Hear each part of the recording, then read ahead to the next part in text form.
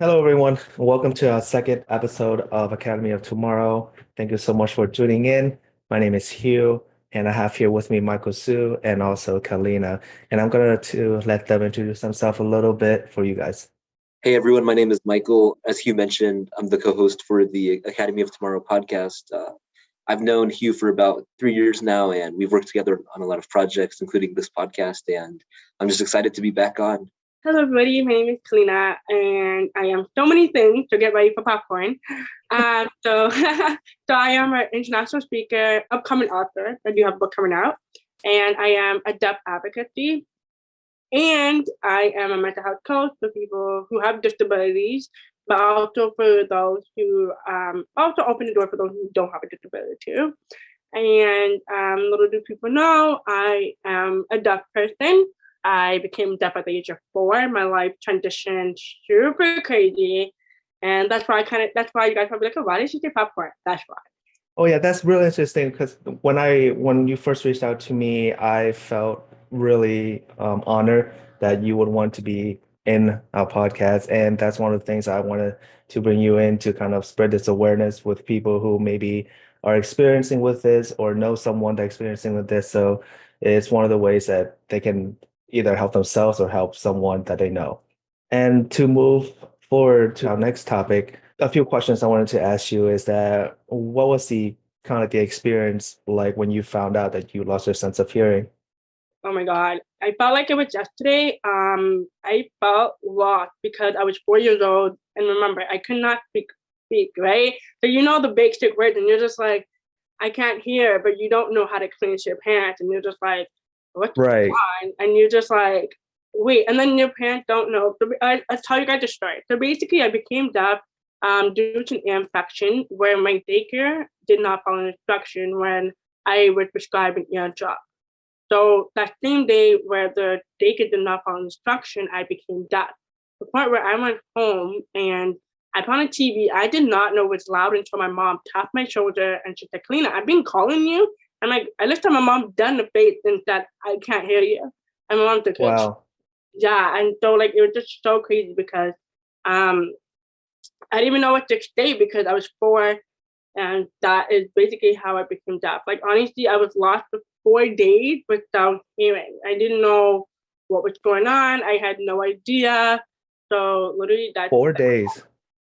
yes, Oh yes. my gosh. Were you in types of shock when you kind of first realized that? Yeah, I was shocked until after when I said to my mom, I can't hear you. And then she was responding to me and I was like, wait, I just can't hear my mom. So that's when I just kind of like looked so lost. Right. So what happened next after, that happened with your mom? So we went to my family doctor the very next day, first thing in the morning. We sat down with my family doctor and they did some testing. And the doctor said, I'm so sorry, it's nothing we can do. Kellina is a pushy deaf. And from there on, I went to different audiologists. And that's when I got me more confused because I thought something was wrong with me. And again, I couldn't hear what's going on.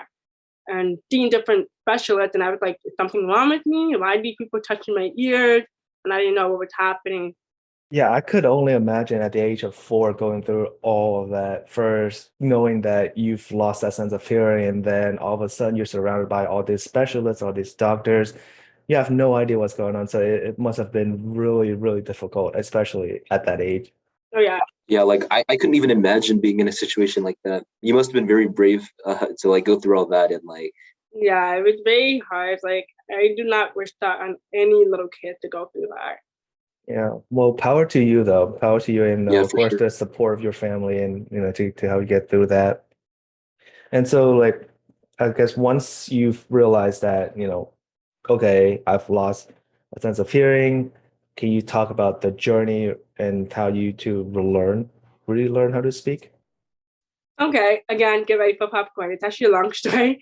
So after I got my hearing aid, I was actually put into 2 different schools. So I went to a deaf school and a hearing school at the same time. So in the morning, I would go to my deaf school, and the afternoon, a hearing school.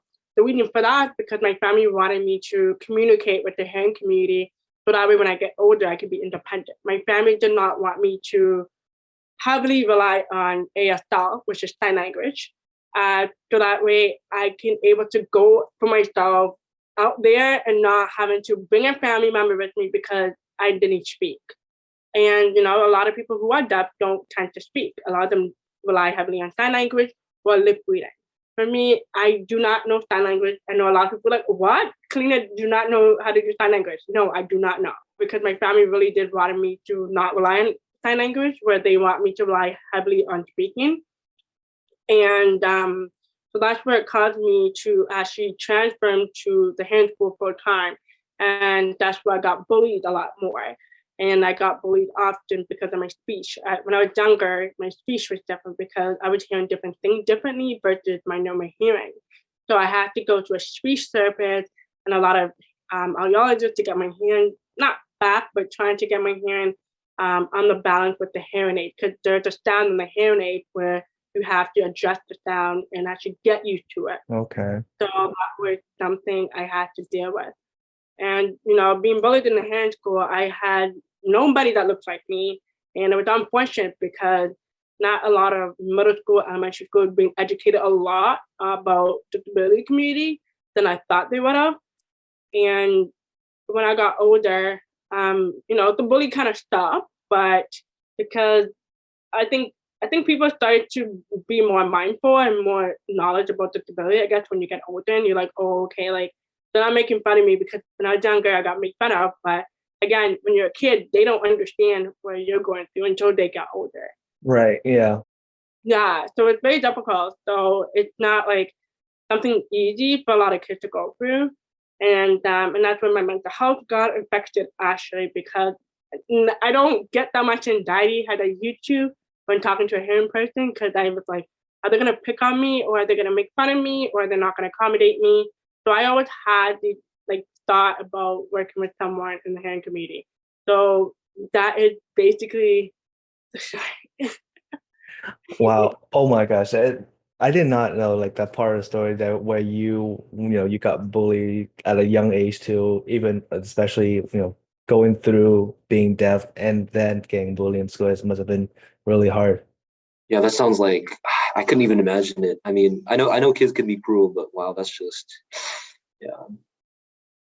Yeah, so when you get older or when you were young and then you transition to kind of like teenager years, adult years, what do you learn about the society and their views on people with disabilities?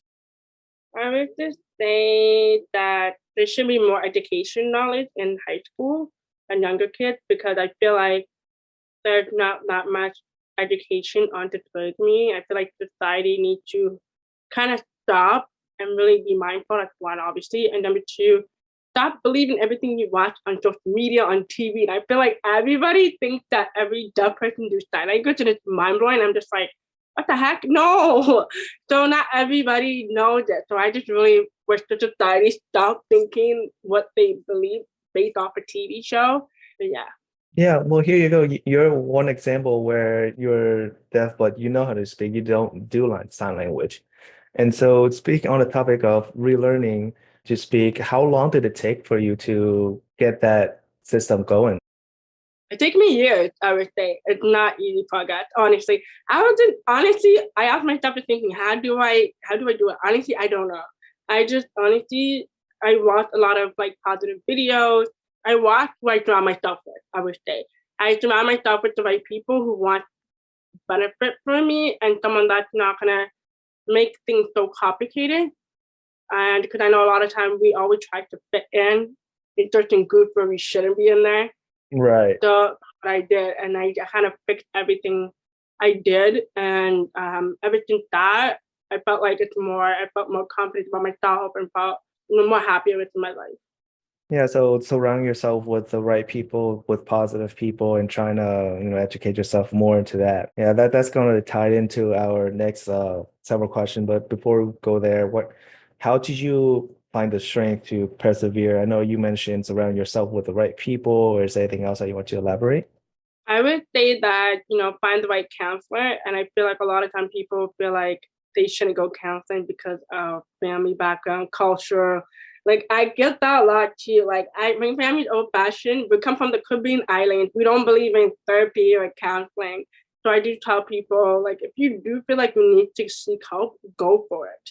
And you feel like your family can be embarrassed because if you're going, at the end of the day, it's your life, it's your decision. Because at the end of the day, you have to live that lifestyle that you want to achieve and stuff. So Yeah, well, your story is really awesome, and it takes me back to one of the experience that I've had where 5, 6 years ago, I was working at a supermarket, and this one lady, she was a regular customer. She would come in, and she was deaf, and she wasn't able to learn how to speak. She was an older lady, and so she was doing sign language, and I was so hard on myself where I said I should have learned sign language to kind of help her. At first, I thought she only come for 1 or 2 days, but she was consistent. She was there. She was our regular customers. And so I, took it upon myself to kind of, oh, I need to learn this. But as soon as I learned several of them, she didn't show up. She stopped coming. And so I'm like, oh, I wonder what happened. Or I wonder if she, goes somewhere or she moved. And I haven't met any other person that's kind of like her ever since. And it's just one of the stories that I connected with. that is so hard. I wonder what happened to you. I feel like sometimes for the deaf community, sometimes we tend to move around, especially if we don't feel welcome. Not welcome, I would say. I guess more the environment in terms of not feeling like someone need air out or someone understands where Mm, you come from. So sometimes okay. we do tend to move around. Gotcha. Well, yeah, I think I've learned several, well, a little bit of hers where it's like thank you or things like that. And she really tried hard to speak certain words. And I know that she's trying, she was trying, but I just told her I wish I could help you more. And I just kind of think that, okay, so this is what she needs. And I went over to kind of help her out to what she needs because I didn't know ASL at that time. It happened. Honestly, I tell people don't be too hard on yourself when you can't really help someone else. The only way you can really help is really just learn the basic. Don't be too hard on yourself. Just learn the basic. I do have one question, Kellina. I guess like with social media and like obviously as like things have progressed, do you think society has become like more like understanding and more accommodating for people with disabilities, or what's your whole take on that? It's a really good question. For me, I would say yes and no. The reason for that is because they're building up more awareness due to COVID. Oh I yeah. feel like everything COVID hit, people started to realize a lot more. Where I'm just like, this is nothing new. That's one. And number two, I noticed that social media platform is changing in terms of putting closed caption. A lot of people now realizing that they need to put closed caption, and they don't realize that there are people out there like watching the content and they're like, oh, deaf, they're deaf. I didn't even know that. And so I think the society did a little bit better, but there's still work that needs to be done. And especially in terms of television show and how to represent someone that have a disability. I noticed a lot of actors pretend to be disability. And it's like, no, hire someone that actually have a disability that can Yeah. act. So I feel like that's a little like it's just a no question, but there's still work that needs to be done. Yeah, that's a good point. And like I guess to follow up on that, do you think social media has at least made it easier, I guess, for people to like speak up and like help the community at all? Or what's your whole take on that? Yeah, I feel like that's the problem. A lot of times, like, yes, we can speak up, but I feel like it's not enough. And sometimes when people speak up, some people feel like it's not worth it because what's the point? Could have happened to me before. So a lot of times people tend not to speak up because of the past or because of what they've been through or because someone they know have been through it. And so even if someone did speak up, there's no consistent. That's the problem. Got Everybody's it. not being consistent to speak up. That's the only problem, right? Even if we do speak up, I feel like it's not consistent to be willing to change.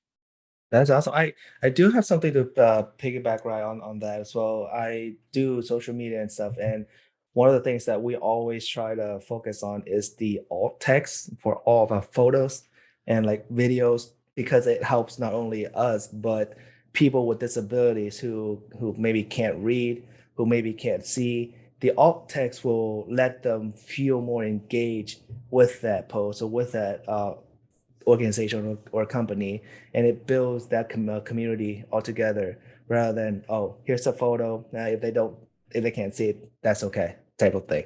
So there's an alt text option there for a reason, and we always try to put something there to describe what that picture or what that video is.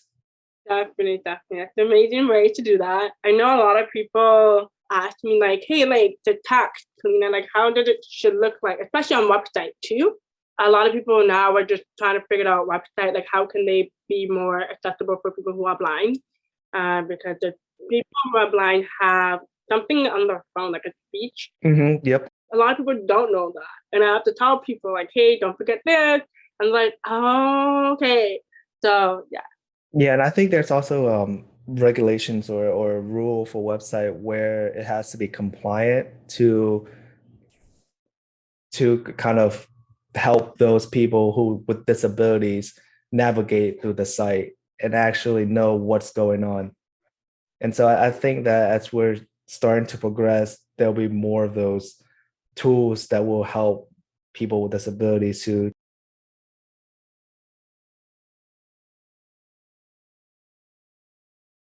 with the disabilities. What is something cool about being deaf or hearing loss? Because a lot of people really talk about the downside of things. I want to know more about what's the upside. Oh my God. Okay. So the one thing I love being deaf is able to turn off my hearing aid and sleep peacefully. Like how you sleep peacefully. I'm like, oh my God. I'm sleeping every day peacefully. People are like, how you have so much energy to go to work? And I'm like, okay. I turn on my hearing aid. I go to sleep. I can't hear at nighttime. So that's something I love about being deaf. Like able to sleep at night. Even when I'm stressed out, I can just turn off the sound. I can turn off the world with one simple thing, my hearing aid. Turn off the world, do my own thing. And secondly, you can get a lot of opportunities. A lot of people don't take advantage of the opportunity. And what I mean by that, not crazy, but I mean by that is able to, get access to different resources that you didn't think that are available. And also too, when you're in school, a lot of people do obviously know, let's hope so. For those who have a disability or have accommodation. So where you get extra time on your test. So I'm grateful that I do able to get extra time on tests because I hate tests and I'm slow when I do tests. So test drives all is crazy. So I love that. So that's all the things I love about being deaf. Awesome. And one of the cool stuff that I really like is turning off the world. I always try to do that for my sleep's sake to get a good night rest, and I cannot do that at all. So I'm kind of jealous of you too. Yeah, I remember once I was staying at like an Airbnb with some friends, and like they had like earplugs, but like they did not work well. So sometimes I wish I could just turn it off. Yeah, sometimes you just need time to yourself and turn off the world. Exactly. And You just need peace and quiet. yeah, we can't do that, but you can. So I'm really jealous.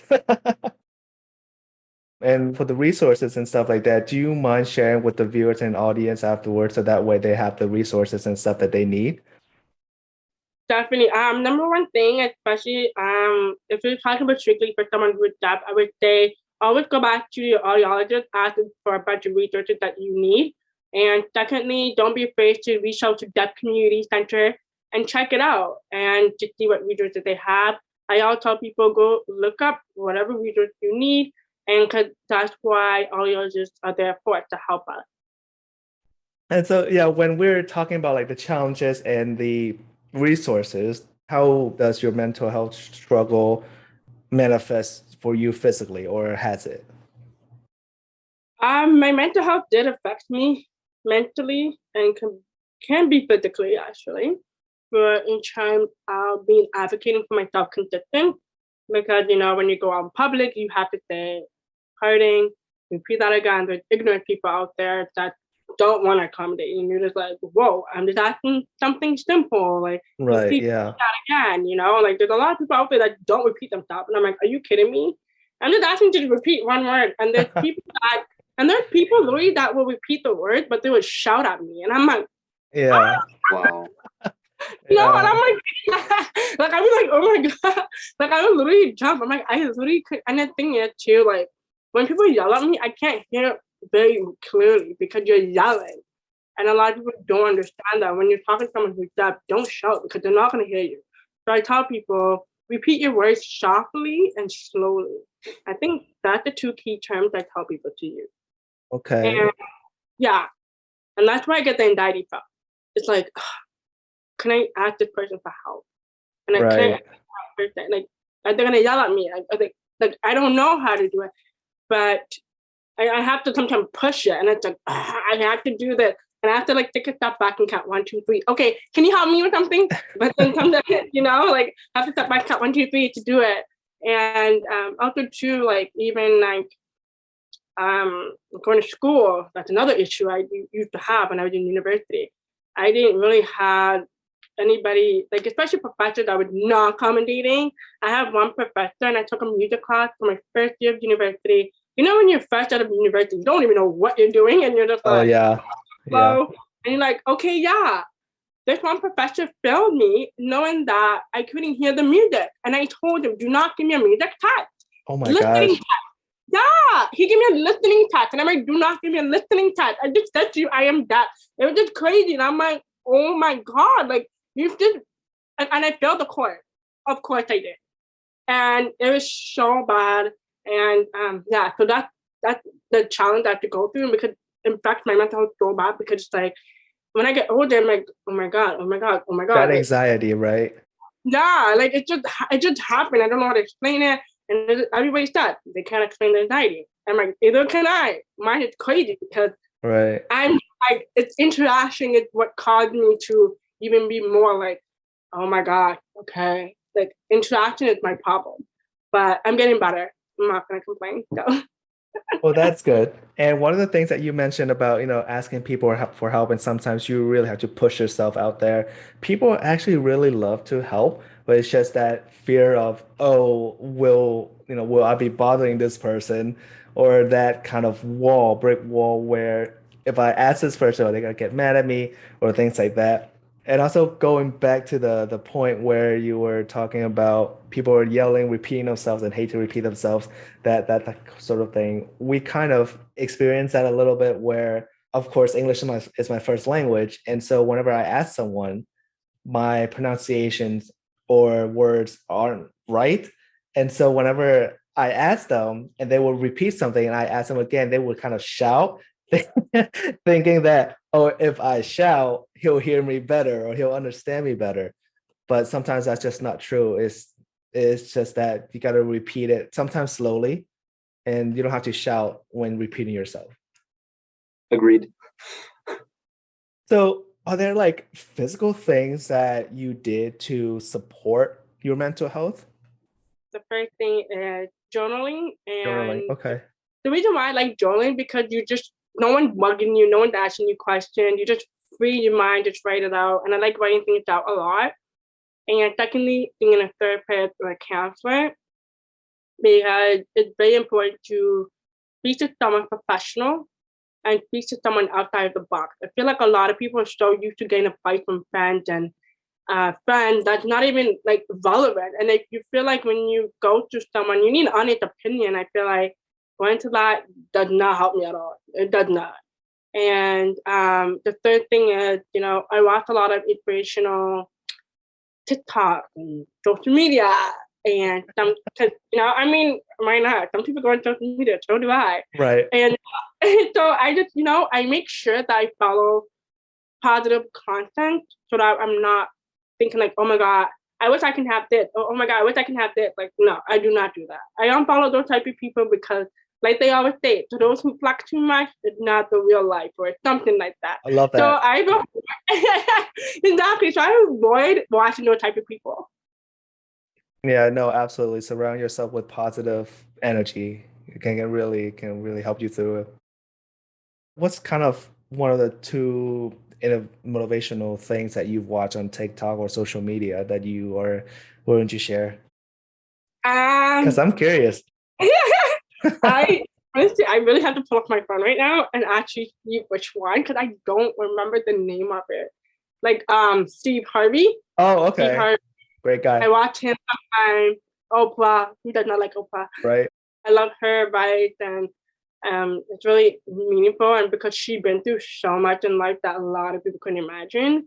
And also too, I watch a lot of people who actually came out of life like a really rough life. Those are the type of people I watch.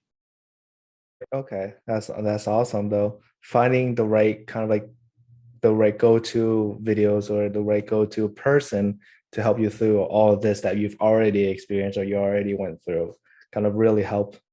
And so when you're going through all that treatments or all your journeys, what were the most helpful? I would say it's really connecting with the right people. And what I mean by that is I cut up all my friends that were very negative because family will always be family at the end of the day. But a lot of people don't realize sometimes your friends shape you who you are. So I Right. have to fix my friends a lot, a lot. I And think that's a saying where you are who you surround yourself with. yeah, it's true. It's actually true. And I'm 24 years old, and I learned that this year, and I'm so embarrassed because I'm like, damn, why? Why did I let NIDCD? Because to me, in my head, I was like, oh, if my friend is this, I'm not going to be like this. And Yeah, then, we always have that mindset of, oh, we're not gonna be like them, right? yeah, and I was like, okay, no. This is actually true. Like, if I can't turn to you for help because you're too busy doing this, oh God, no. So I realized that too late, but not late, but I'm only 24. I'm still young, still learning. But You have that many is years ahead. but that is definitely key, like surround yourself with the right people would definitely get you far.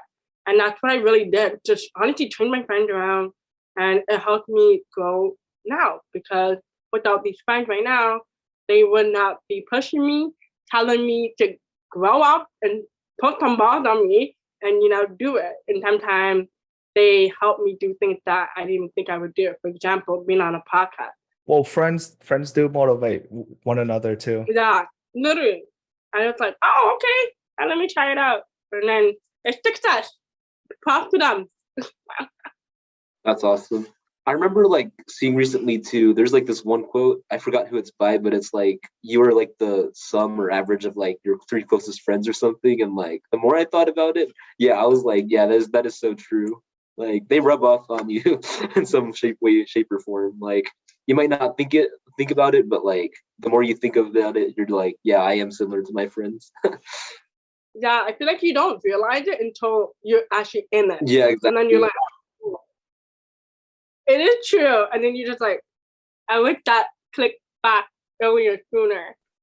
I know it is actually very true, and one of the reasons why Michael and I kind of connected for 3 years is through this podcast. We both have an idea of, hey, let's create something, and we both enjoy doing it, and we both to meet new people and get their experience, and so this is where it all started. And the phrases are true. Yeah, for sure. So were there times where you kind of felt like giving up, or if when you did, what motivated you?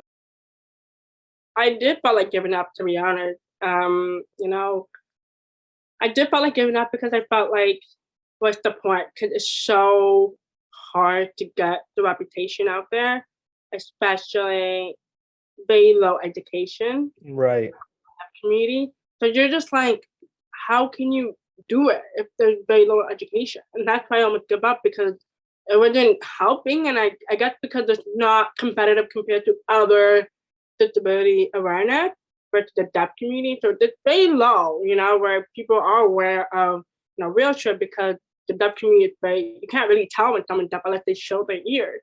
So it's, and that's why I almost did give up. But the reason why I did not give up is because my grandmother passed away actually 3 years ago. I'm sorry to hear that. Thank you. And before she passed, she really said to me, I think she said something like, go, like you can do this or something like that. And then it was so cute. And then she said something like, you do have a long life ahead of you. I believe in you, but it doesn't mean that everybody else is right. Those negative people are right. It doesn't mean those people who doubt you are right. You have to fight, you have to keep going. And then the one thing too, because my grandma is actually an immigrant from back home. And so she was 17 years old when she came to Canada by herself. So Wow. right there, I realized that I want to carry my grandmother's legacy and to prove her that she did the best she can to raise me, because my mom was a young mom too. So that's why it kept me pushed forward.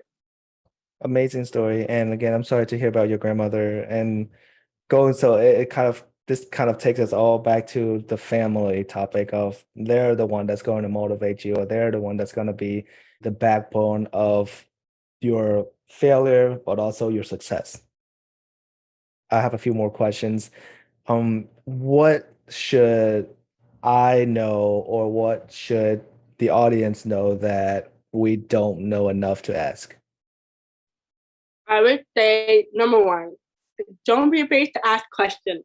Do not be afraid. I feel like a lot of people are so nervous to go up to someone who has disability and say, hey, how can I help you? Even if you're working with them and you don't know what you're doing, don't be afraid to ask. The reason for that I say that is because we are appreciating that you're even thinking about accommodating us by asking instead of assuming. And that's another second thing is, do not assume. I feel like a lot of people assume too much. People, like, when they first meet me, they just talk loudly, and just because they see my hand and they're like, oh yeah. I'm like, whoa, I never said to raise your voice. So so I tell people, don't assume too much. Do not. If you have a question, ask, because I feel like you're gonna make yourself look dumb, and you never know who you're talking to. Just ask me. The worst thing is, karma is a beat sometime, and you will never know when it's gonna come back to you. So I tell people, really be mindful. And third, be very kind. You just never know what people are going through. And I get that feeling of maybe someone who wants to go and help, but they're just kind of afraid of approaching them, and the person with the disability might think that, oh, this person asked me because of so and so and so. Should they get over that assumption? Like you said, don't assume. Yeah, like it really depends on where I am too.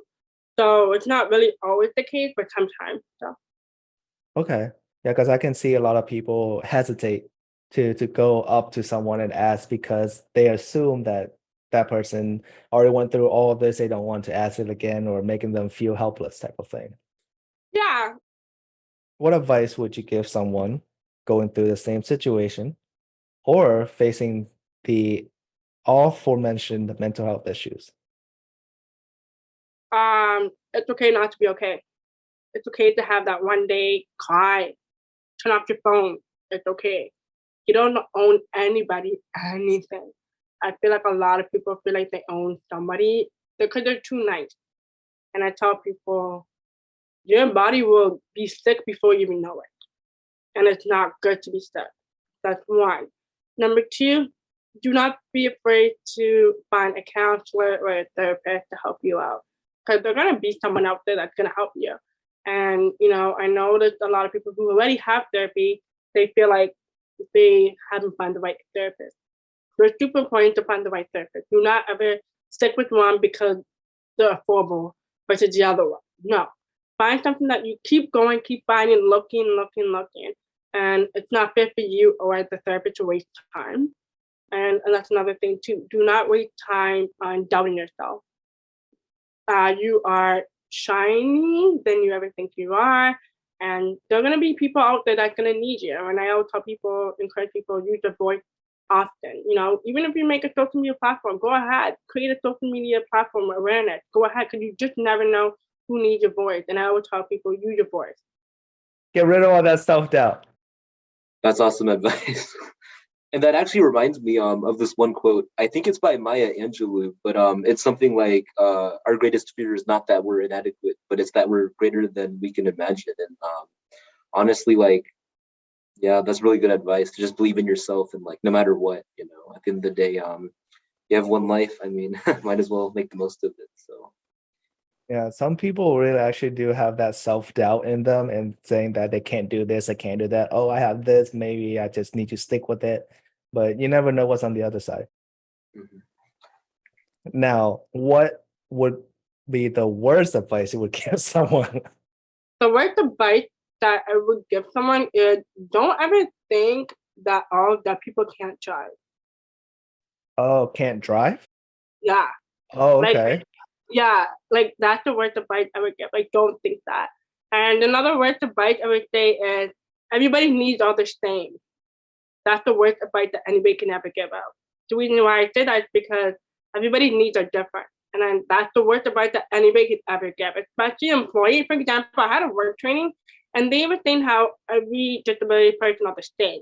Oh, That's the worst advice you can give your employees and your employer and your manager. Are you kidding?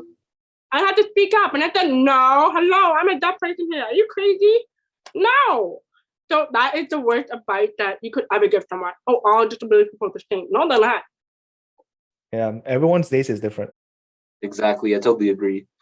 Actually, that brings me to a good question. Do you think like companies, or at least in the workplace, have done enough, I guess, to like accommodate people with disabilities in general? That's always something I've wondered because I feel like companies treat people like they're part of like a machine, you know? Like, I'm just wondering like how you felt about all that. I would just say there's some company that is really good at accommodating people with disability. However, not all companies are. For example, I know someone who has disability lied that they have a disability because they did not want to be rejected. I have the times where I lied to you and said I don't because the rejection. And even if, let's say, for example, my workplace, warehouse, really cool staff, cool people. And I was really welcome because they had training, but because of COVID, I'm a lip reader. And so because of the mask, I wasn't able to read and understand anyway. So it's funny because the company hired, like they came to me and asked me, and I said, how can we like help you? And I said, oh, I'm getting a clear mask. The clear mask I can read people's lips. So that way for safety purposes, always safety. And yeah, so that's what they did. But not all companies, but That's Yeah. so sweet that your company accommodates you with that needs.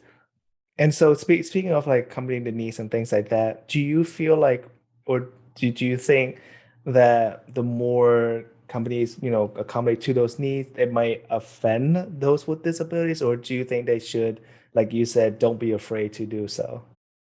I feel like they should not be afraid to do so. I don't know. I just feel like why? Like we have a disability act for a reason. Like, come on. I will say though, you did make a good point earlier about COVID. I do feel like because of COVID, like a lot of companies have gotten better at like having like psychologists and like counselors like to help with like mental health and all that. And so I do see like some upside, I guess, where like companies are trying to improve, I guess. We're improving a little at a time. To wrap things up, I want to say thank you everyone to tuning in, and especially Kellina to take out the time to be on this second episode of our podcast. Also, too, I do have a book coming out, which is called Every Day I Am Just Deaf. It's about me being deaf in the hearing community mixed with poetry and biography. Only 95 pages. It'll be on Amazon so that way everybody can get into it with no excuse. So that is what my book is coming out. It's gonna be in the link down in the description, so make sure to check it out. And I wanted to tell everyone that, hey, look for next week. The video is gonna drop. The podcast is going to drop next week, and we can't wait to see you on the next one. And so, adios. See you guys on the next one.